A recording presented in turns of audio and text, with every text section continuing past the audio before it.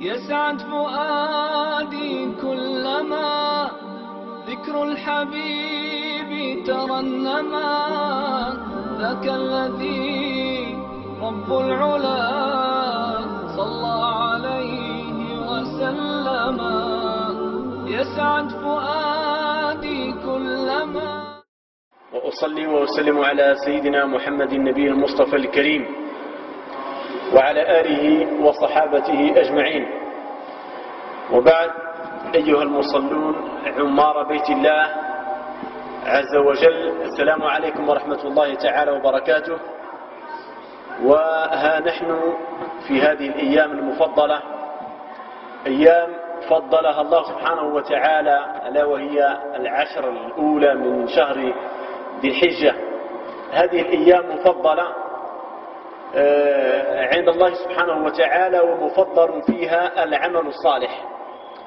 والعمل الصالح يختلف باختلاف من يقوم به من صلاة وصدقة وذكر وحج وصيام وما إلى ذلك. ونحن على مشارف يوم عرفة، يوم عرفة الذي هو يوم الحج ويوم الوقفة الكبرى، ويوم يباهي الله فيه ملائكته بعباده على صعيد عرفات، إذ يا الناس شعثا غبرا من كل فج عميق، ويقفون على هذه الأرض، على هذا الجبل، كلهم تشرئب أعناقهم وترتفع أيديهم إلى الله عز وجل، داعين الله سبحانه وتعالى أن يجيبهم وأن يستجيب إلى دعائهم. في هذه الأيام يجمل بنا أن نقف على فضل هذه الأيام، ونقف على أهم الأعمال التي فضلت بها هذه الأيام، ألا وهي الأضحية، ذبح الضحية.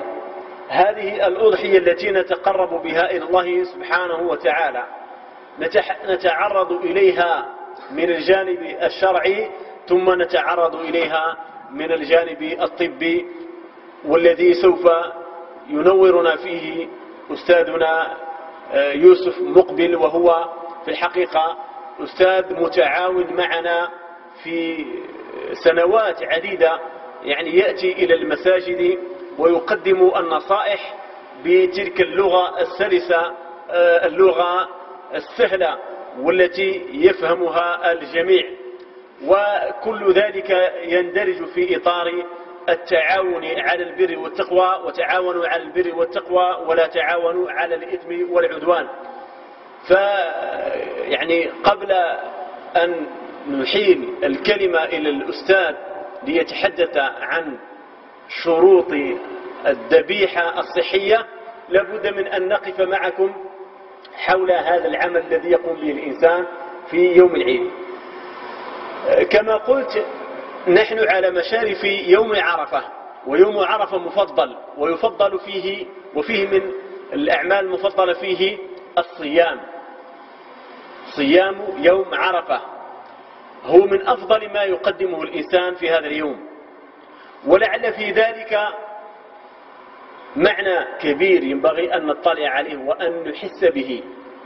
الحاج يخرج من بيته ويتجه إلى أرض مقدسة ليقوم بأعمال الحج الذي هو ركن من أركان الإسلام. هذا الحج يقوم به الإنسان تقربا إلى الله سبحانه وتعالى. ومعاني الحج ما من إنسان إلا ويحس بها ويعيشها، فحتى الإنسان الذي يعيش في بيته يعيش بهذه المعاني، لأن هذا اليوم يوم عرفة. الحاج يقف على أرض عرفات، على صعيد عرفات، رافعا يديه إلى الله سبحانه وتعالى. والإنسان المؤمن في بيته يعيش في هذه المعاني الإيمانية.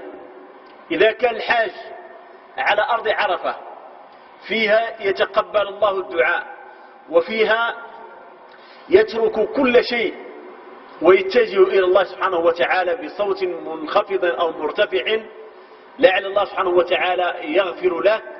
كذلك المؤمن في بيته يصوم هذا اليوم، وإذا صامه أحس بأنه قريب من الله. وإذا جاء وقت الإفطار أحس بذلك المعنى، وهو معنى إجابة الدعاء، لأن الصائم له دعوة ما ترد، ودعاؤه في وقت الإفطار معلوم فيه ما فيه من معاني التجليات. ووقت الغروب كذلك الحاج على أرض عرفة يأتي وقت الغروب لينتظر الانطلاق، لأنه وقف في الصباح على أرض عرفات، ثم بعد ذلك انتظر ليأتي الغروب فينطلق من عرفات إلى مزدلفة.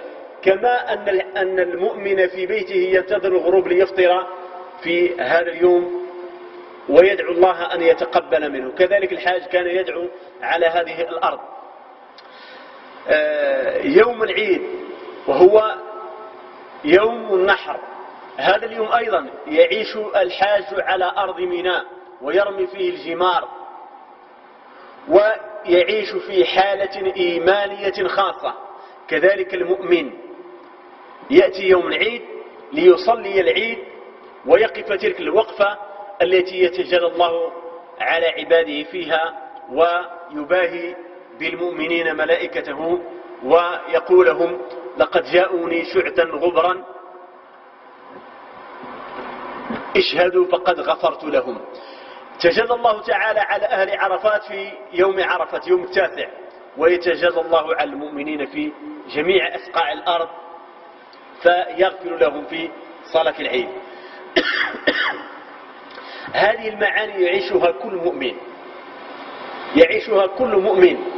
كذلك الحاج يقرب ويتقرب بأضحيته أو بهديه الذي كان عليه في يوم النحر، ولكن المؤمن في بيته يتقرب إلى الله بأضحيته.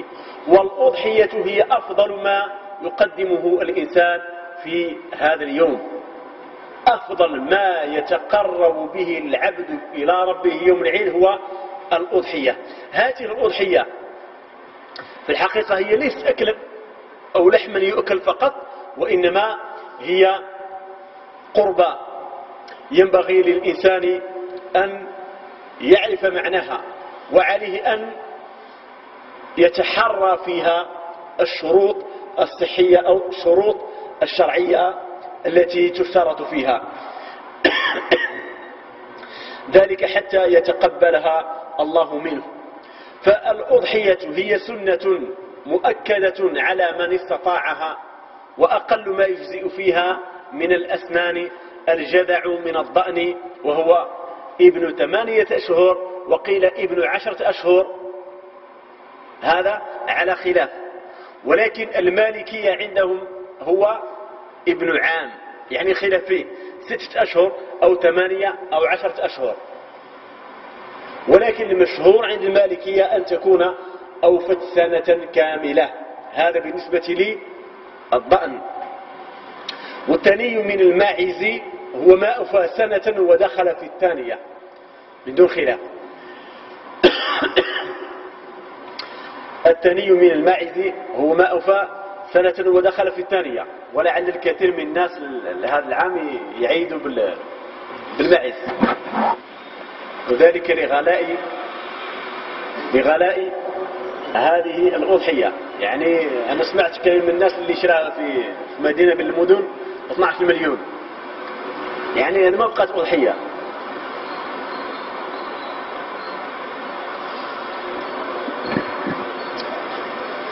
إذا كانت تكلف الإنسان في الحقيقة، يعني الشرع لا يكلف الله نفسا إلا وسعها، ويشترط حتى تكون سنة في حق صاحبها ألا تجحف بحق صاحبها لمدة عام، معناها ما تأثرش عليه على مصروف سنة. معنى هذا هو الذي تسن وتؤكد في حقه. وبالنسبة للبقر والإبل يجب فيها الثني، والثني من البقر ما دخل في السنة الرابعة، وقيل دخل في السنة الخامسة، ومن الإبل ما أتم 5 سنين ودخل في السادسة. فعند المالكية أن البقر أتم 4 سنين ودخل في السنة الخامسة، والإبل أتم 5 سنين ودخل في السنة السادسة. معنى الإنسان ما يقولش يعني نمشي نضحي بحوار نتاع عام ولا عامين وتهنيت، لا، يعني هنا السن لابد من احترامها.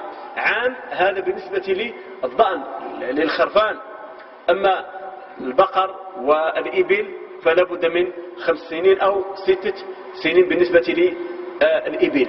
وفحول الضأن في الضحايا أفضل من خسيانها، وهذه دائما نسأل عنها. الخسيان يقولوا له أزوزل، ما نش عارف يعني معنى هذا يفوت العيد، ولكن الفحول أفضل، معنى الفحل أفضل من الخصي، وخصيها أفضل من إناثها بالترتيب، وإناثها أفضل من ذكور الماعز ومن إناثها، وفحول الماعز أفضل من إناثها، وإناث الماعز أفضل من الإبل والبقر. هذا بالنسبة للأضحية، بخلاف الهدي في الحج. بالعكس، في الحج المطلوب ما كان أكثر لحما، وفي الأضحية ما كان ألذ، ما كان ألذ يعني هو الذي يقدم، مع وجود خلاف في مذاهب أخرى. ولا يجوز في شيء من ذلك العوراء ولا المريضة ولا العرجاء البين بلعها ولا العشفاء التي لا شحم فيها ويتقى فيها العيب كله، ولا المشقوقة الأذن إلا أن يكون يسيرا، وكذلك القطع ومكسورة القرن إن كان يدمي فلا يجوز، وإن لم يدمي فذلك جائز إذا كان يعني الدم ما بقاش برات، فهذا معليش. لكن التفاصيل يعني سوف نسمعها من أستاذنا، يعني يعطينا أمور ممكن أوضح.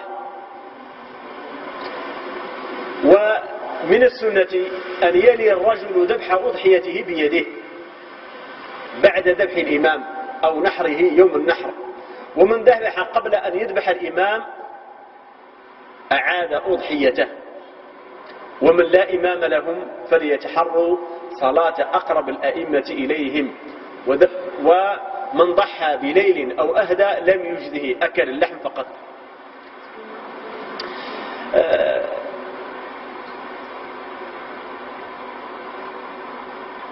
بالنسبة للذبح يعني هذا يعني لا أتحدث فيه، وإنما أترك الأمر ليتحدث فيه أستاذنا. يعني أنا أتكلم على نقاط مهمة، وهي أنه كثير ما نسأل عن الشراكة في الذبيحة، معنى هل يجوز أن يشترك جماعة في أضحية واحدة أم لا يجوز؟ يعني هذه المسألة عند المالكية لا يجوز الاشتراك في الأضحية في الثمن، وإنما يعني واحد من الدار، الأب ولا الأخ الأكبر ولا يعني الأخ الأكثر مالا هو الذي يتفضل بذبح هذه الأضحية. يعني هو الأفضل كل واحد يكون عنده أضحيته، ولكن إن كان معناها يريدون أن يشتركوا في ذبيحة واحدة لا مانع في الاشتراك في الأجر فقط، أما الأجرة فلا. الأجرة لا يجوز أن يجمعوا، معناه واحد عليه مليون وواحد عليه مليون وواحد عليه مليون ومن بعد يشتروا أضحية واحدة. وممكن هذا العام اللي غالية كاين بعض الناس يقولوا معناها نجيبوا 7 ونشروا نحيرة ولا نشروا بقرة. في هذه الحالة عند المالكية لا تجوز، وإنما يضحي واحد من العائلة ويشركهم في الأجر بشروط. يشركهم في الأجر بشروط، أما في الثمن فلا يجوز، مع وجود بعض المذاهب التي تجيزها. ولذلك يقول المالكية لو أن أهل البيت تقاعسوا، كل واحد يقول لا خاص أخويا الكبير يضحي، والثاني يقول لا أخويا خلصت أكثر مني، والثاني معناه هو أصبح كل منهم يتهرب، فتقاعسوا، ولو بقوا هكذا لتركوا الأضحية. إن خيف عليهم أن يتركوا الأضحية قاعسا أو شحا، هنا ينبغي أن يعملوا برأي بعض الفقهاء ومنهم الحنفية والشافعية، وتجزئ الأضحية الواحدة عن الرجل وأهل بيته وإن كثروا، لحديث أبي أيوب رضي الله عنه إذ قال كان الرجل في عهد النبي صلى الله عليه وسلم يضحي بالشاة عنه وعن أهل بيته فيأكلون ويطعمون أو يطعمون. قال ابن القيم رحمه الله: وكان من هديه صلى الله عليه وسلم أن الشاة تجزئ الرجل عنه وعن أهل بيته ولو كثر عددهم. إذن هذه المسألة أردت أن أوضحها ذلك لأنه سئلت كثيرا عن قضية الشراكة، فوددت أن أوضحها حتى يتضح الأمر للجميع. فنحن نفتي بالمذهب المالكي، ومن أراد أن يذهب إلى رأي آخر فنحن لا نحجر عليه، ولكن نقول أن المسألة فيها خلاف، ولكن الرأي الذي يفتى به مذهب المالكية. ولكن مع هذا إذا ضاق الأمر يتسع، حتى المالكية قالوا إن شح الجميع يجوز أن يأخذوا بالرأي الآخر. يعني هذه أهم أو بعض المسائل التي كنت أود أن أذكرها قبل أن أفتح المجال لأستاذنا ليتحدث لنا عن صحة الذبيحة وكيف نتعامل معها، فليتفضل مشكورا. بسم الله الرحمن الرحيم. والله الشيء اللي قاله الأستاذ عنده ما قال على الأضحية، ما كترش عليكم الهضرة بزاف. أنا نقول لكم غير بالنسبة للأضحية قبل ما نديروا الدطاشو ولا حاجة. الأضحية أولا كما قال الأستاذ لازم تكون سليمة من العيوب ومن الأمراض. العيوب هذيك قادرة هي تدي الأمراض. العيوب اللي مذكورة في السنة وكل شيء، لازم ما تكونش عرجة، لازم ما تكونش عمياء، ما لازمش تكون مكسورة القرن، هذه كاع قادرة تتسبب لها أمراض. لأنه إذا كانت عرجة هذه ثم ما يكون عندها التهاب ويكون عندها الدم تاعها يكون متخلط. على هذه اللي احنا ماذا بين الإنسان كي يقدم صدقة يمدها حاجة مليحة، إذا يختار الحيوان اللي يكون سليم صحيا. احنا على مستوى المفتشية البيطرية احنا طبة الحيوان دائما نمشوا للسوق ودائما نشوفوا الحيوان اللي منه مريض نعزلوه ونقول له هذا الشيء ما يتباعش، واللي منه نشوفوه سليم بالعين فقط، نشوفوه غير بالعين، ما عندناش سكانر ولا ايكوغرافيا ولا الشيء اللي نشوفوه بالعين قال سليم مليح ما به والو ماهوش مريض يقدر يتباع. ولكن الحيوان نعرفوه احنا كما جسم الانسان نفس الشيء، ممكن الشيء هذا عرق جفوفية الحمد لله راني واقف كل شيء تقول هذا الشيء ما بوالو سالم، ولكن الشيء اللي داخل كما يقولوا يعلموا لا مولانا ولا التحاليل. اذا هذا الشيء هذايا كيف ينطبق على الحيوان؟ ممكن يكون رافد معاه شيء مرض ما يبانش بالسهولة هذه، ولكن يقدر يأثر عليه من بعد كالكيس المائي ولا أمراض أخرى. ولكن احنا شنو نقولوا عليه؟ علاش نختاروا أضحية تكون سليمة؟ علاش لازم يكون الكبش اللي نذبحوه ولا المعزة اللي نذبحوها ولا البعير اللي نحروه لازم ما يكونش مريض؟ على خاطرش كي يكون مريض الحيوان كيما الإنسان يعود فيه الحمى، يعود يرجف، يعود الدم تاعو يعود يمشي بالخف، هذا الشيء كاع يأثر عليه. صايرت له كيما الدار هذيك اللي تكون مشقوقة للداخل، من البرا تبان لك سليمة بصح بالداخل تكون مشقوقة، هاي تفوت لك فيت تاع الماء، هاي تفوت لك تريسيتي تخلط لك مع الماء. هذا الشيء كاع كيما الجسم الإنسان كيف يولي الحيوان كي يكون مريض الأنسجة تاعو لداخل تولي ضعيفة، تولي تفوت هادو ميكروبات فاتوا للريه، هادو ميكروبات خرجوا من الاستوما راحوا للكبده، هادشي كاع ياثر. ومن بعد في من حنا من بعد كي ناكل حنا نشوفوها راهي مليحه، نقول لها اسمح هاني ناكل، يقول لك بلاو ياكل قدامك، ما صرا لي والو. الشيء هذا يتفاعل بالشويه. الشق في البيت في الدار من يتشق لك البلافون ولا يتشق لك الحيط ماشي تم راحت لي بالدار، ولكن يبدا يدخل الماء غير بشويه بشويه بشويه حتى تشوف الحيط رابع عليك. هكذا نفس الشيء للحيوان. كاين بعض الامراض اللي تدخل للحيوان وتبدا تاكل غير بشويه. على هذه اللي حنايا دائما مفتشي البيطريه نقولوا سيبوا الكباش هذوك اللي عندهم شي ولشيس ولا حاجه، هذوك شهر من قبل ما يدخلوا للسوق يديروا لهم الفاكسان، يديروا لهم مضادات حيويه، يديروا لهم انتيبيوتيك. هذاك الشيء هذاك يجمع لهم كاع الجراثيم ويديهم للغدد، هذوما لي غونغليون هذوما الولاشيس، ويتنفخ الولشيس هذاك بالجراثيم هذوك اللي يكونوا خطرة تكون بيضاء، خطرة تكون خضراء، خطرة تكون مخلطة بشوية دم. المهم تكون الجراثيم هذوما تتلايم. ومع ذلك كاين بعض الأحيان وين كما قال الشروط الصحية للذبيحة وكل شيء لازم نعرفوا، وراكو خبر مني وراكو كاع الناس أغلب الناس هنا في المدن الصحراوية ومدن الجنوب مارفين بالذبيحة، مارفين يذبحوا، عندهم عادة في كل مواسم يذبحوا. والذبح الصحيح واللي يخرج كاع هو لازم يخرج كاع الدم اللي في الجسم تاع الحيوان يخرج، هو يكون من الودن للودن، من اليمنى لليسرى، لازم يقطع الوداجين. وكي يقطع الوداجين ماشي يقطعهم شويه، يقطعهم مليح ويقطع معاه تاع التنفس وتاع البلعوم. هادو في السنه يقول لك هكا يقطع كلش. وفي الصحيا عند من الجهه العلميه لازم يكون بهذه الطريقه. علاش يقطع تاع النفس؟ باش ما يتردش الدم مع الريه، على خاطر كاين وين خطرات تسمعوا يخرخر، حنا نقولوا الكبشه ويخرخر، كي تقلع الريه تسيبها مطاشيه كامل بالدم، هذيك على خاطر ما تقطعش مليح، تسيب الحيوان يعاود يجبد النفس هذاك مع الدم.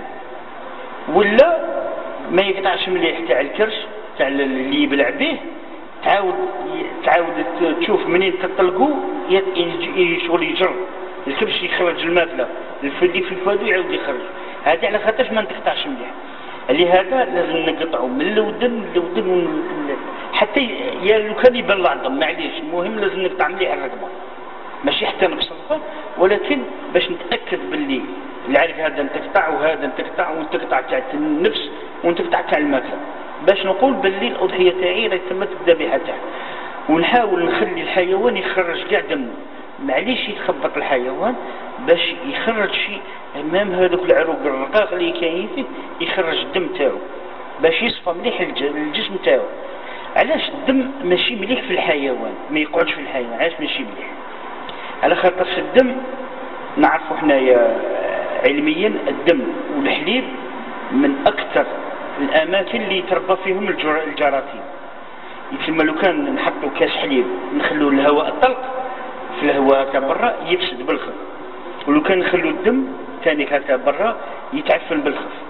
نحكموا حيوان مات وحده تسمى راهو بيه بدمه بثرته بكل شيء، 24 ساعه من بعد يتعفن تولي ما تقدرش تمشي في ديك الطريق هذيك. علاش؟ كل الجراثيم هذيك اللي كانت فيه كبرت بالخف، كما تضاعفت حتى ولات تمد الريحه. وحنا من طبع الانسان فيه الريحه ولا طبع الحيوان فيه الريحه، خطرة يلقى يطلق ريحه، هذه ما عندها الجراثيم اللي فينا راهي تتعايش معنا، بس احنا منها اللي تموت منها اللي تزيد ومنها كي تحبس الدورة الدموية، يموت الإنسان ولا يموت الحيوان تضاعف هذوك الجراثيم اللي فيه. على هذه اللي لازم نقطعوا باش نخرجوا الدم ونخرجوا الجراثيم اللي فيه، باش نخلوا الدم واللحم وحده. ولو كان تحكموا باللي حيوان ما تذبحش مليح وحيوان تذبح مليح تبان اللون تاعو من بعد هذا اللي ما تذبحش مليح ما خرج دمه يقعد لحمه حمر، واللي تذبح مليح وخرج دمه اللحم تاعو يولي شغل يميل بين الوردي والاحمر شويه، والشحم تاعو يقعد ابيض ما يحمرش. لو كان ما يخرج دمه مليح الشحم تاعو يقعد احمر، وهذا كيضرب الانسان على خاطرش يكون مليء بالجراثيم. وحنا عاده اللحم نبيتوه، يقول لك حتى يطيب، ما يدخلش اللحم في النهار الاولاني. هذه باش يترخل اللحم وباش يولي سهل للماكله. ولكن اللحم هذاك اللي لو كان مازال فيه الدم غدوه من ذاك ممكن يفوح، ماشي كيما اللحم هذاك الصافي. على هذه اللي لازم نذبحو مليح باش نصفيو كل شيء من الجسم الحيوان. وفي بعض الاحيان نعم الاداب اسمح لنا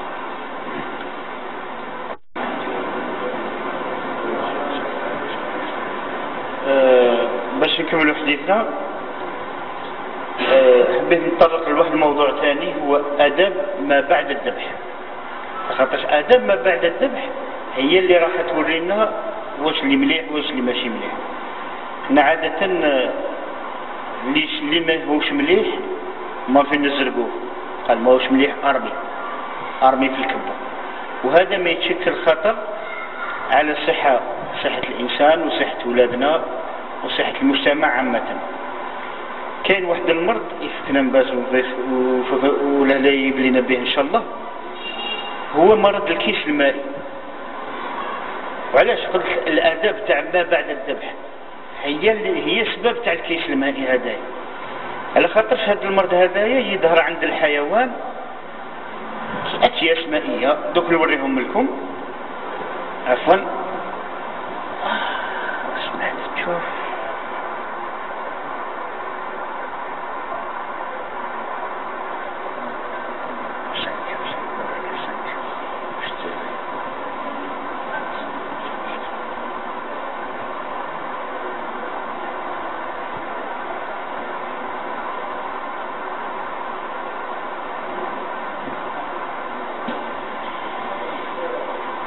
هذا مرض الكيس المائي. مرض الأكياس المائية ماشي الكيس المائي. عادة كاين بزاف يغلطوا يقول لك كيس مائي يعتبر كيس واحد، هو أكياس مائية، كاين عدة أكياس عادة. هو مرض طفيلي. واش معناتها طفيلي؟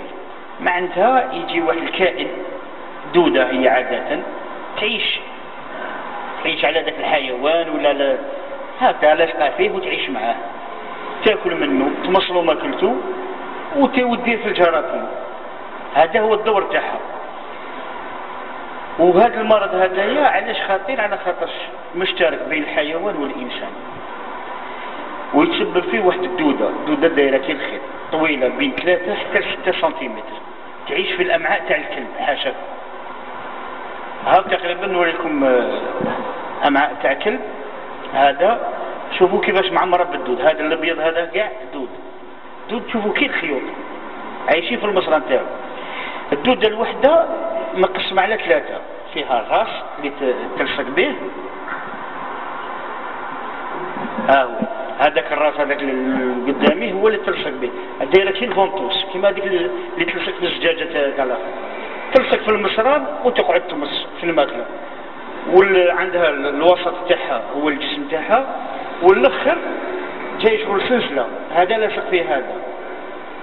كل واحد هذاك الذيل تاعها كل واحد يفرش حتى ل 6000 بيضه، يتسمى هي تبدا تطلق في البيض تاعها بشويه هذيك الدوده.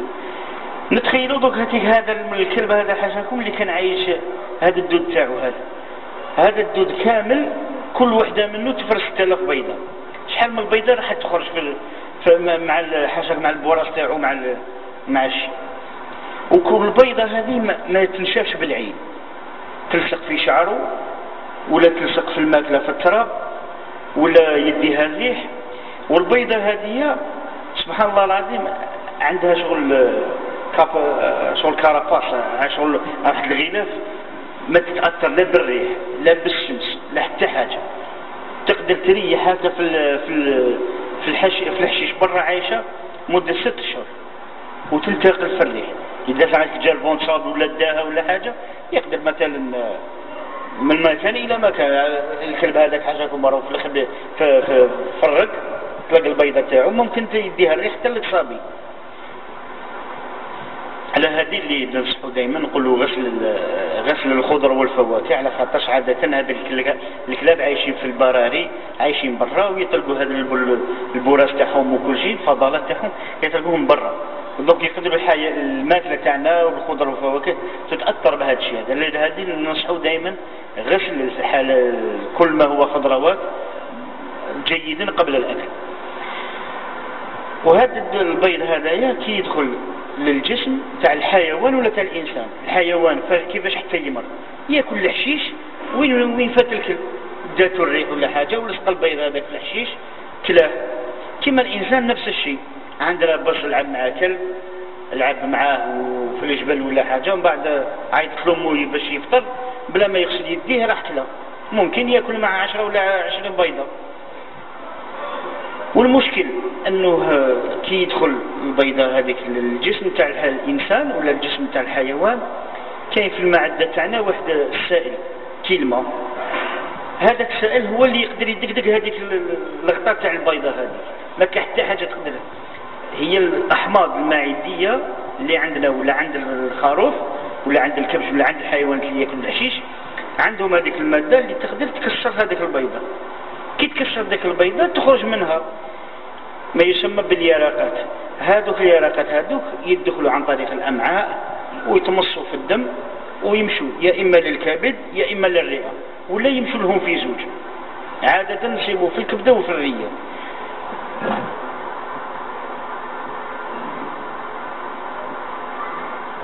هذو هما الأكياس المائية. علاش قلت لكم الأكياس ماشي كيس مائي؟ هاولي كيفاش نصيبوا كبدة معمر بالأكياس المائية. هذه هنا في تندوف، هذه في تندوف صورناها العام اللي فات، أكياس مائية هذه. المهم كي يدخل تروح هذيك الدودة هذيك الصغيرة هذيك تقعد في الكبدة. نزيدوا لكم واحدة، هذا كيس كبير في كبدة، الكيس واحد بصح شوفوا شحال كبير.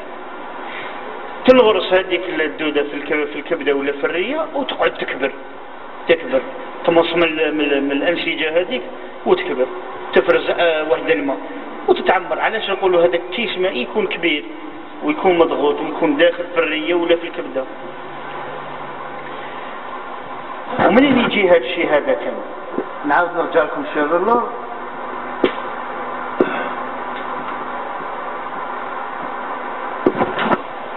حاشاكم. الكلب هو سبب كل شيء.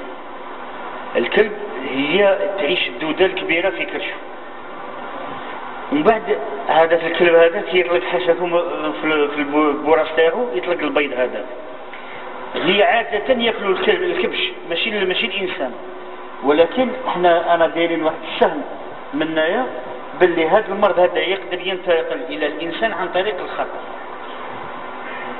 على خاطرش كي كان صغير لعب مع كلب بلا ما فاق ولا كلا من الجاردن بلا ما غسل هذيك السلاطه ولا هذيك الحبه تاعنا ولا حاجه، يقدر ينتقل له المرض.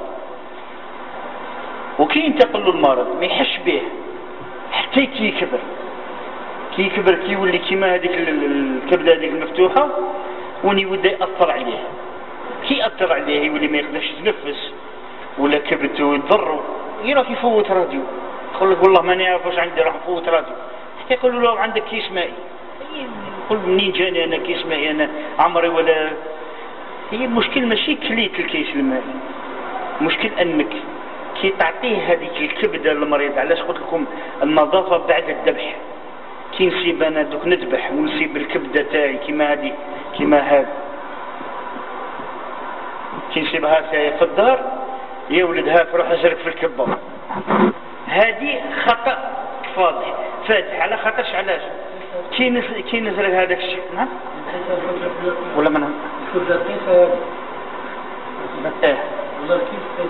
لا نقص من المستحسن نقص الكبده، على خاطرش مانيش عارف واش مغرس فيه ممكن يكون داخل. على خاطرش ممكن يكونوا اكياس مائيه ماشي كيس واحد. انا عاده كما قلت كي نصيبوها هنايا كيس ولا حاجة قال لي طفل هاك روح اشرب، سواء الكيس أو الكبدة عامة. هذا هو الخطأ. على خاطرش هنا وين نكملوا الدورة تاعنا ونكملوا للكلب حاشاكم منين يجيبها في الكبة ياكلها. كي ياكل الكلب الكيس هذاك وين تكبر عنده الدودة وتولي كبيرة وتولي هي تمد البيوض من دارها وجديد. يسمى هو تكون عنده الدودة تمد البيضة تخرج تدخل للكبش تكبر نص حتى تولي أكياس، ومن بعد تعاود تدخل فم الكلب تعاود تولي حتى تكبر دودة. كما هذه علاش من المستحسن من آداب ما بعد الذبح في حالة وين صبنا حالة كما هذه وقررنا ما ناكلوش هذا الشيء لأنه ممكن يسبب لنا مرض. تفضل.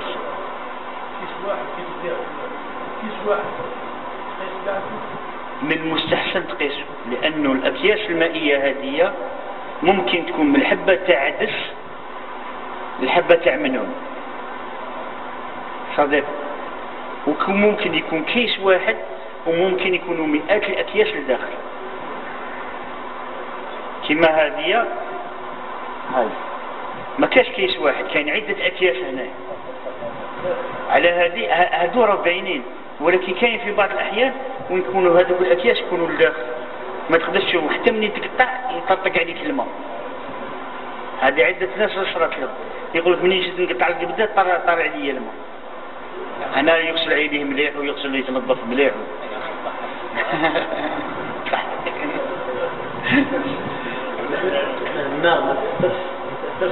لا ما تأثرش النار ما تأثرش النار على خاطرش هي ماهوش في الأكل تاعو هنا الإنسان. ممكن نتغاضاو على هذاك الشيء ويقول لك نقلع هذاك الكيس ولا حاجة. هو في حد ذاته الكيس نقدر نفصل هذاك الكيس عن الكبد وناكل الكبدة هذه صحتك كما قال السيد، ولكن الكيس هذاك ما لازمش يكرمه. هذاك هو السبب تاع إعادة المرض. لخاطر لو كان نرموه في الكبة يعاود يجي الكلب ياكله ويعاود يربي الدودة من دارها وجديد. على هذه اللي احنا في عادة واش نقول يا إما ندوه للطبيب البيطري المتواجد في عمل المداومة نهار العيد كاين أطباء يخدموا، ولا كيما نسيبش الطبيب واش ندير عادة نحفر حفرة كبيرة تاع 50 سنتيمتر على الأقل. على هذه يقولوا احنا ما نمدوش الأطفال ولا الدراري هما اللي يروحوا يرميوا هاد اللي نسيبوهم هما اللي يرموا في الكبة. لازم واحد كبير هو اللي يدير هذا الشيء، يحفر حفرة مليحة شوية. علاش نقولوا 50 سنتيمتر؟ باش الكلب ما يعاودش يحفر، باش ما يقدرش يلحق لهذيك الريحة، لأنه الكلب حاجة عنده ريحة عنده حاسة الشم تاعو قوية، يعرف اللحم اللي كاين تحته. واش نديرو حنايا؟ نرميو هذاك العضو المريض سواء رية ولا كبدة ولا المورسو هذاك تاع الكيس المائي، نكبوا عليه شوية كريزيل ولا صانيبو. علاش كريزيل ولا صانيبو؟ على الريحة تاعهم قوية باش نتلفوا له الريحة للكلب، باش نتلفوا له الريحة باش ما يشمش اللحم هذا. ونعاود نردموها مليح، نضميوها كما يقول مليح باش ما يقدرش يعاود يحفر عليه. وكاين أنا درت لكم واحد زوج صور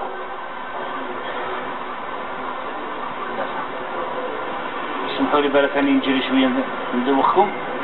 هذه ظاهره واحده اخرى هي المصورين عاده يوريونا دائما الكلب والكبش. هذه الثعلب والفار. علاش قلت الثعلب والفار؟ على خاطر كاين ناس من تاع الحماده الناس اللي برا يعيشوا الظاهره هذه، يقدروا يعيشوا الظاهره هذه، لانه الثعلب يقدر يلعب دور باش ينقل الدوده هذيك والبيض تاعه. كيف كيما نفس الشيء مع الكلب. والفار تتربى عنده الاكياس المائيه كيما الكبش، على خاطر يقدر ياكل من الخضره تاع البرا وين يكون فيها والثعلب يسيد الفار وهي رايحه. على هذه اللي لازم نحذروا. علاش قلت انا داكشي تاع المأكولات الطازجة كيما السلطة ولا البيطرة ولا الزرودي ولا حاجة، هذه كاع لازم تنغسل على خاطرش جاية من التراب، ومادام جاية من التراب قادرة ترفد معها البيض بطريقة غير مباشرة. ونوريكم كذلك بعض باللي الكيس المائي هذايا ما عندوش علاج. العلاج الوحيد تاعو هو الاستئصال عن طريق العمليات الجراحية. وهذه عملية استئصال تاع كيس مائي عند إنسان، هذا كيس واحد، ولكن هذه عدة أكياس، وشوفوا شحال يقدروا يكونوا كبار. والخطر تاع هذا المرض هذا ماهوش غير في الكيس بحد ذاته، مشكل في العمليات الجراحية. كاين الناس اللي تخرج منها سلمة، كاين اللي ما تخرج منها سلمة العملية، خاصة إذا كانوا عدة أكياس كما هذا. وخطرات وين يطرقوا هذوك الأكياس هذوك داخل الجسم تاع الإنسان ويعاودوا يتخلقوا أكياس وقت أخرين، سواء في العظم ولا في المخ ولا في الحلق. هذا هو الخطر وين كاين. والأفضل وقاية هي ما نخلوش البزوز تاعنا يلعبوا مع الكلاب. هذه الأولى، كل ما نعرفوش ما ندخلوش لداري، ما نقربوش لولادي، ونعس ولادي وين يكونوا. نهار ذبيحة نعس مليح، إلا راحت شيء على الأقل نحطه بجيه، من بعد كي نكمل ذبيحتي ونكمل داك الشيء كاع نروح أنا نزرقو بيدي وما نزرقوش في الخبة هكذا. القط كيف نفس الشيء مع الكلب، على خاطرش من آكلين اللحوم كما الثعلب كما القط، يعني ياكلوا اللحم يقدروا يتسبوا في إعادة الدورة.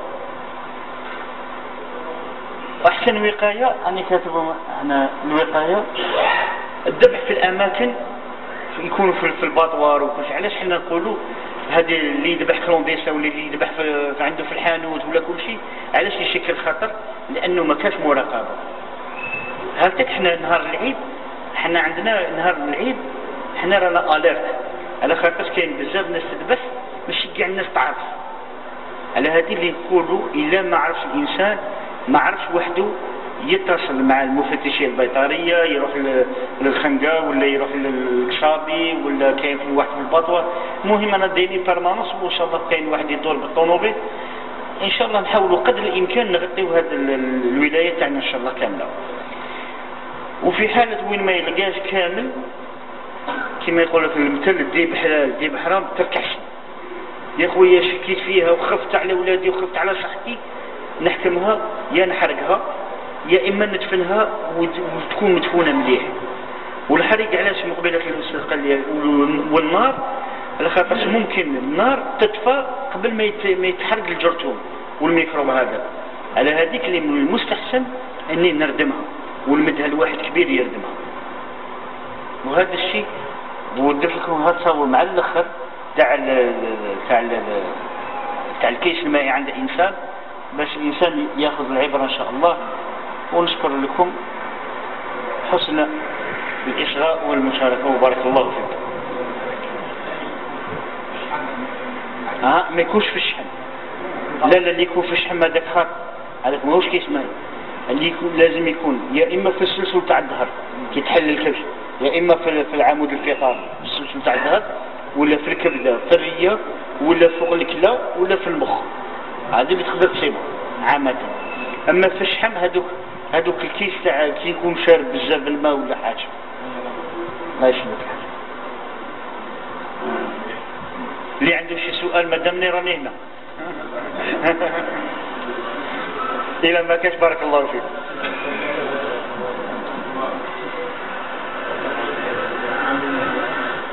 تفضل أستاذ.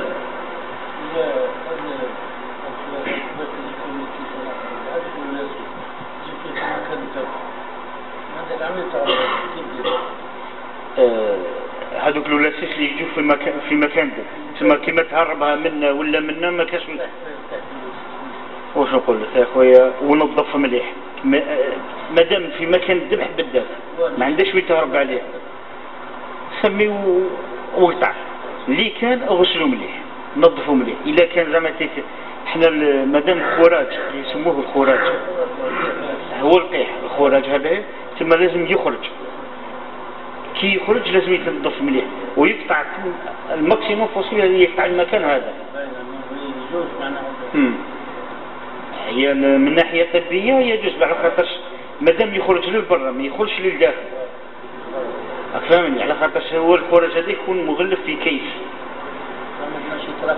لا لا لا لا مادام ما يخرج على خاطرش ملي تقطع عليه الدورة الدموية ما يقدرش يعاود يمص ويعاود يرجع. ولكن نتأكد حنا باش نتأكدوا على خاطرش مباشرة بعد الذبح مع التخباط هذاك وكل شيء ممكن يرجع شوية، ولكن مادام ما كانش ما تحلوش الخلايا تاع الامتصاص تاع الجسم تاع على خاطرش حنا كاين مراحل بعد الموت بعد الذبح تاع الحيوان. مع الاول كي يبس ما كانش ينسد كلش، ولو كان تخليه قد ما الجسم تاع هذاك تاع الخلايا تاعو تزيد تنتحل. كي تنتحل هنا يقدر يفوت. علاش دائما ننصح انايا بين الذبح والسلخ ما نخلوش مده طويله. مثلا كاين الناس اللي نعرفهم يجيب 4 ولا 5 كبش ويحطهم هذا قدام هذا ويذبح يذبحهم كامل ومن بعد يبدا يسلخ بالواحد. ماشي مليحه هذه الطريقه هذه. كونتر خليهم وذبح بالواحد نقيه. على خاطرش كي نذبحوا بعد الذبح كل شيء يترخى بعد المده هذه اللي يتخبط فيها الحيوان يعاود يترخى. ممكن هنا يفوت السموم هذوك اللي يكونوا في الكرشه وكل شيء في المصارين يقدروا يفوتوا للجسم تاعو. على هذا اللي يقولوا أن بين الذبح وبين السليخه وإفراغ الأحشاء يتم يقلع الفؤاد وكل شيء ما يخلي الإنسان يحاول يديرها مباشرة، ما يخليش وقت طويل. قد ما يخلي وقت طويل قد ما هذوك السموم اللي في المصارين وكل شيء يقدروا يفوتوا للحم. على هذه اللي مثلا كما قلت انت الحاله هذه وين كاين الخراج هذاك في منطقه الذبح بالذات ما تطلعها ما تقدر تحبطها. نقول الانسان يقدر يذبح بصح هذه تقدر مع الفتوى الشرعيه تجي من ناحيه طبيه من ناحيه طبيه. مادام الخراج هذا يخرج للبرا ما يعاودش يولي للجسم يبقى اللحم هذاك يبقى صحي. تفضل. في الاخر نودهم ان شاء الله. معليش اللي مازال الاخ طلب مني الارقام تاع الهاتف تاع اماكن المداومه يتم البيرمانونس وين كاين طبه نهار العيد. كاين كل واحد عنده تليفون تاع الخنقه عندهم 049 92 26 35 وتاع مديريه المصالح الفلاحيه 049 92 20 29 وكاين تاع مكتب النظافه اللي في موساني 049 92 25 70. المهم الاعلانات هذو راهم يفوتوا في الاذاعه يوميا. انا طلبنا منهم باش يفوتوا في كل وقت. واللي مازال المعلومات ما دابا نهار غدوه ان شاء الله رانا خدامين ومرحبا بكم ان شاء الله عند البيطاره. يعني نبقى لا نشكركم على بقائكم وعلى حسن استماعكم وجزاكم الله خير وجزا الله أستاذنا على تلبيته للدعوة. وفي الحقيقة نحن نتعاون على هذا الأمر حتى يكون كما ذكرت العيد هو يوم فرح ويوم سرور. فنبارك لكم العيد مسبقا. نسأل الله سبحانه وتعالى أن يجعله عيد مبارك علينا وعلى المسلمين في أنحاء الأرض آمين. فهنا نختم هذا اللقاء بالدعاء الذي نختم به مجالسنا. سبحانك اللهم وبحمدك نشهد ان لا اله الا انت نستغفرك ونتوب اليك. عملت السوء ولم تشرك فيه فانه لا يغفر الذنوب الا انت. سبحانك اللهم وبحمدك نشهد ان لا اله الا انت نستغفرك ونتوب اليك. عملت السوء ولم تشرك فيه فانه لا يغفر الذنوب الا انت. سبحان ربك رب العزه عما يصفون وسلام على المرسلين والحمد لله رب العالمين.